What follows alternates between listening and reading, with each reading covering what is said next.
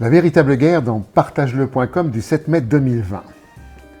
Selon nos dirigeants, nous sommes en guerre permanente contre le terrorisme, contre les virus, contre le chômage. Mais ces mêmes dirigeants mènent une guerre totale et mondiale contre la nature et contre celles et ceux qui y voient notre avenir. Voilà ce que dit en substance l'essayiste Armand Faraci. Selon lui, la guerre destructrice menée contre la nature n'est pas un événement ni une crise, mais il s'agit bien d'une ère. Les multinationales, pour mener à bien leur conquête, n'ont plus besoin ni de chair ni de canons, mais de biens consommables obsolescents. Plus besoin de napalm pour anéantir les forêts, le commerce du bois suffit. Plus besoin de lieux d'enfermement pour museler une population rétive ou critique, une technologie de contrôle numérosée suffit. La divinité toute-puissance, unique et éternelle, est la croissance des richesses mesurée par le PIB qui se fonde sur la décroissance du vivant. Et Armand Faraci de conclure, la terre promise des hommes modernes est en vue, sans arbres, sans poissons, sans glaciers, sans animaux, sans eau douce, sans étoiles, mais avec des escaliers roulants, des ascenseurs, des écrans des routes, des parcs et des ronds-points. La Troisième Guerre mondiale fait donc rage, il ne suffit plus de déserter, il est urgent de résister car cette guerre, il faut qu'il la perde. Le Grand Soir, dans Click TV du 7 mai 2020.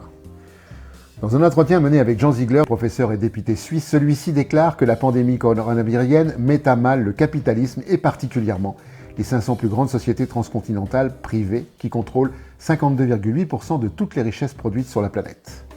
Par contre, il ajoute qu'une des victoires les plus éclatantes des oligarchies est l'aliénation qu'elles ont imposée à la conscience collective. Faire croire que seules les forces du marché font l'histoire et que ce n'est plus l'homme qui est le sujet de sa propre histoire. La valeur marchande est la mesure de toute chose.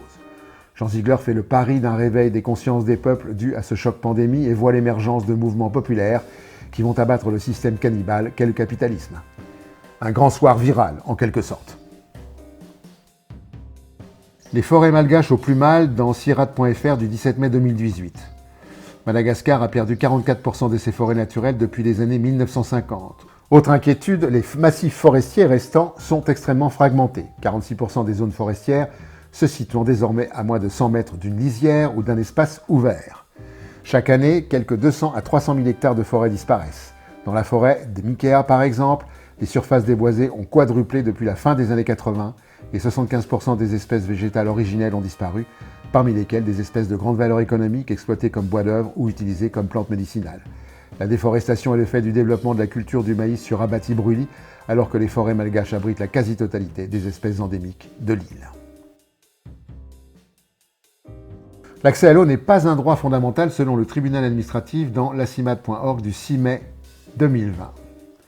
Dans la métropole toulousaine, un habitant de bidonville sur 4 n'a aucun accès à l'eau sur son lieu de vie et plus de la moitié n'a pas non plus accès à des sanitaires. 2500 personnes sont concernées. Les textes internationaux de l'ONU, de l'Organisation mondiale de la santé, du Haut Commissariat aux réfugiés, du Haut Conseil de santé publique du 30 mars 2020 insistent sur la nécessité d'installer immédiatement des points d'eau sur tous les bidonvilles, campements et squats en quantité suffisante. Le préfet et le maire s'opposent à l'installation de points d'eau pour cette population. Des associations ont porté l'affaire devant le tribunal administratif. Réponse du juge. Si les associations requérantes contestent la réalité de l'organisation d'un accès à l'eau potable, il ne résulte pas des pièces qu'elles produisent que l'un ou l'autre des campements concernés ne bénéficierait pas de la fourniture d'eau potable, fût-ce sous la forme d'un accès à la borne d'incendie potentiellement éloignée du campement ou de la livraison périodique de bonbonnes d'eau. La borne d'incendie la plus proche est à 600 mètres. Le juge a donc confirmé que cette population pouvait être privée d'eau et considère donc que l'absence d'hygiène n'est pas une atteinte à la dignité de la personne. Pour ce juge, les habitants des bidonvilles ne sont pas des personnes à part entière.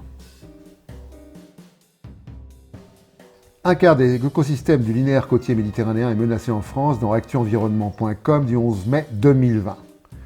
7 des 9 écosystèmes constituant les cordons dunaires et les rivages sableux méditerranéens sont en danger ou vulnérables selon le Comité français de l'Union internationale pour la conservation de la nature.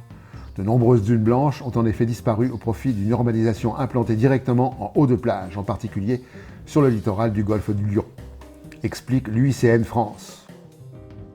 L'UICN recommande de lutter contre l'artificialisation du littoral pour assurer la sauvegarde de ces écosystèmes et d'investir dans les solutions fondées sur la nature afin de stopper l'érosion côtière tout en préservant la biodiversité. Il n'est pas certain que ces recommandations ne se heurtent pas aux intérêts liés au tourisme et à l'immobilier. Et pour finir, la connerie de la semaine. À la prochaine fois.